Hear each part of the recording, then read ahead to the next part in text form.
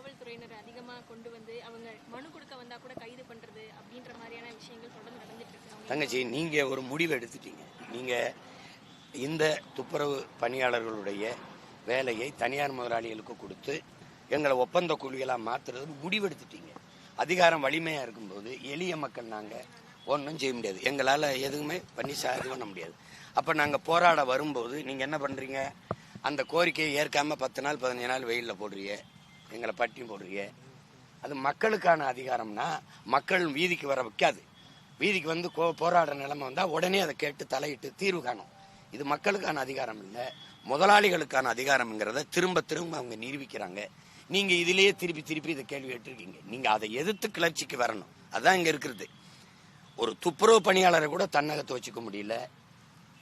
இப்ப என்ன, இப்ப காவல்துறையை கொடுக்காதுன்னு நீங்க நினைக்கிறீங்களா? ராணுவத்தை கொடுத்துருச்சு, 100 விழுக்காடு அந்நிய முதலீடு வந்துருச்சு. காவல்துறையை கொடுக்காதுன்னு நினைக்கிறீங்களா?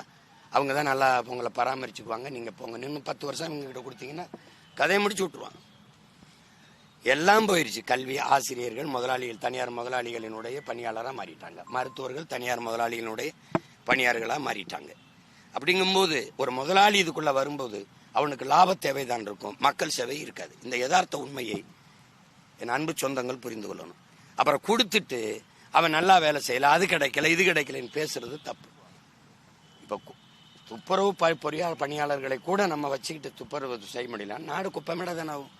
நம்ம கேட்போம், ஆந்திராவில் இருக்க ஒரு முதலாளி, ஸ்வீடன்ல இருக்க ஒரு முதலாளி, இந்த மாதிரி முதலாளிகள் வந்து இங்கே குப்பையில் இருந்த தொழிலாளர்களை ஒப்பந்தத்துக்கு எடுக்கிறாங்கன்னா தமிழ்நாட்டை சுத்தமா வச்சுக்கணுங்கிறது அவங்களுக்கு ஏதாவது தேவை இருக்கான்னு பாருங்க.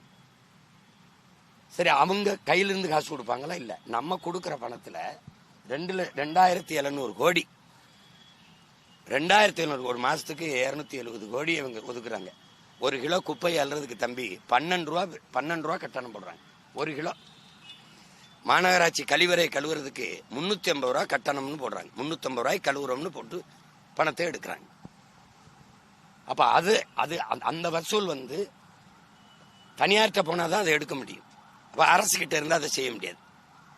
அதனால இந்த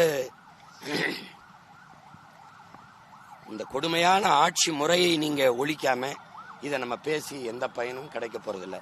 ஒரு துறையில இருக்கிற துப்புரவு பணியாளர்கள் துறையில இருக்கிறத நீங்க பேசுறீங்க.